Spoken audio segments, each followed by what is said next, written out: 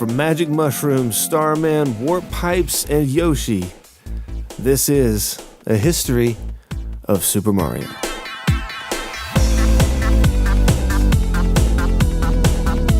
The Super Mario games follow Mario's adventures in the fictional Mushroom Kingdom, usually with Mario as the player character. He is usually joined by his brother Luigi and occasionally by other members of the Mario cast.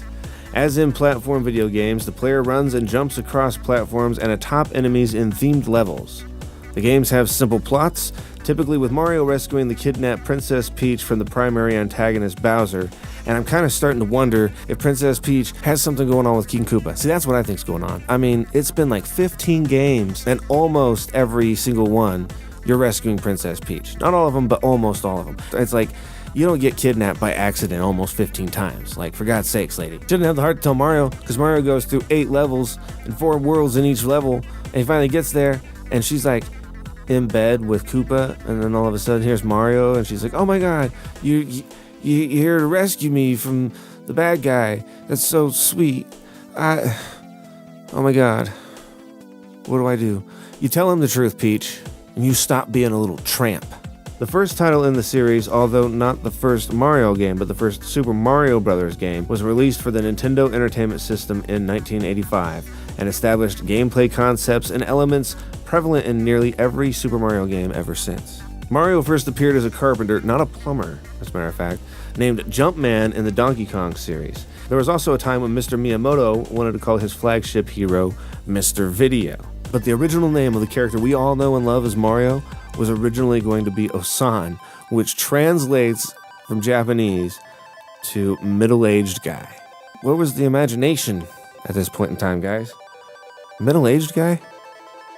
You weren't even trying. Yu-Gi-Oh! Described the Super Mushroom as the quintessential power-up. Created by chance, Shigeru Miyamoto stated in an interview that beta tests of Super Mario Bros. Proved Mario to be too tall, so the development team implemented mushrooms to grow and to shrink Mario. Or middle-aged guy, I mean, whatever. The 1-Up is a common item shown as a green and white mushroom. His appearance similar to the Super Mushrooms, which gives Mario an extra life. They were introduced in Super Mario Bros., sometimes hidden in invisible item blocks and typically displayed as orange caps with green spots. Invincibility is an effect first appearing in the first 3 Super Mario Bros. Games, where it is granted by a Starman. Picking up the star makes Mario temporarily invincible, able to resist any harm. Use of the item is accompanied by a distinctive music track that appears consistently across most of the games. And it is quite festive, isn't it? I love this song. Several suits work as power-ups, many of which are based on animals. Debuting in Super Mario Bros. 3, the raccoon suit and the tanuki suit each provide Mario with a tail which acts as a flight propeller. In addition, the tanuki suit lets Mario spontaneously change into an invincible statue for about 5 seconds. In Super Mario 3D Land, the raccoon suit reappears and is accompanied by a silver-colored variation called a statue leaf. Super Mario Bros. 3 includes a Hammer Brothers suit, which allows Mario to throw hammers as projectiles to defeat enemies at a distance, taking what the Hammer Brothers does to Mario and turning it around.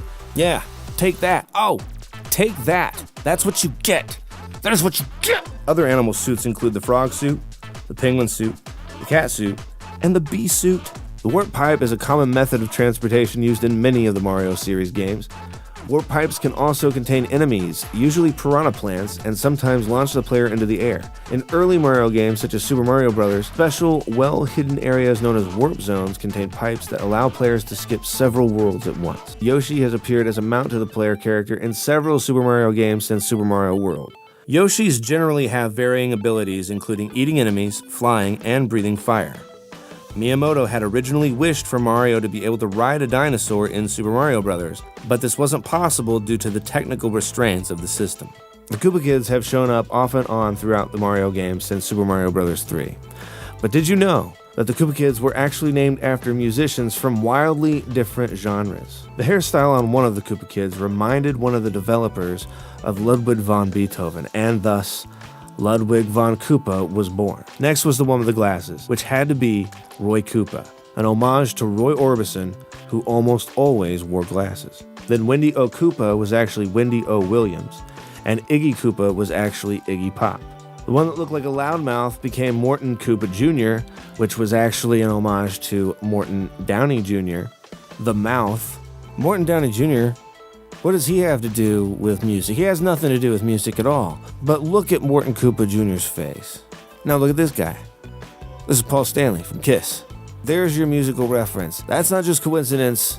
That is straight up a Paul Stanley reference. And the Japanese love Kiss. Tell me I'm wrong. My favorite, which is Lemmy, was named after Lemmy Kilmister, the late frontman to Motorhead. I had no idea.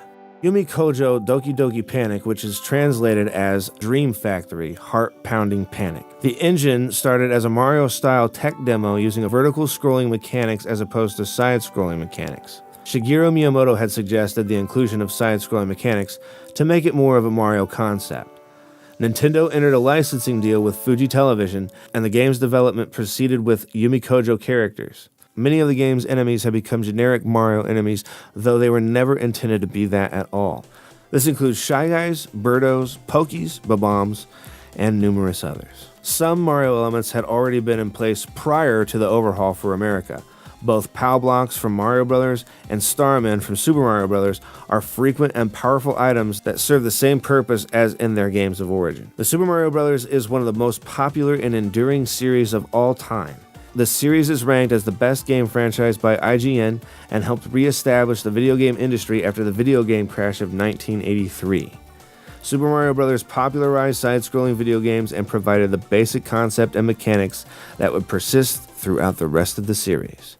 Super Mario Bros. Sold 40.24 million copies, making it the best-selling video game of the entire series.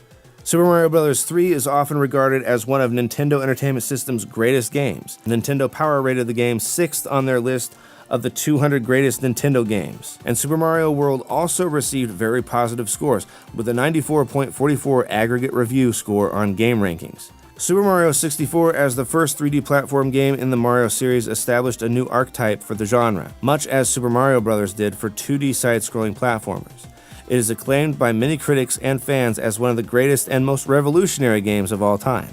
Guinness World Records reported sales of 11.8 million copies for Super Mario 64 at the end of 2007. Super Mario Sunshine also received critical acclaim by game reviewers. IGN praised the addition of the water backpack. GameSpot and Computer and Video Games, however, called the game unpolished, with the latter going as far as to insinuate that it was unfinished. Some people like Super Mario Sunshine, some people don't. I actually enjoyed that game quite a bit. I thought it was fun. Of all the Super Mario games released, Super Mario Galaxy and its sequel, Super Mario Galaxy 2, are the most highly acclaimed Mario video games among both professional critics and ordinary gamers. Extolled for their creativity, special effects, graphics, and soundtrack, the two have not only been rated as some of the best Mario games created, but also as some of the greatest games ever made in video game history. Super Mario 3D Land was also highly commercially and critically successful, being the third best-selling 3DS game. Its sequel, Super Mario 3D World for the Wii U, was even more critically acclaimed than its predecessor. And honestly, I didn't know what I was going to think about it, but I love it.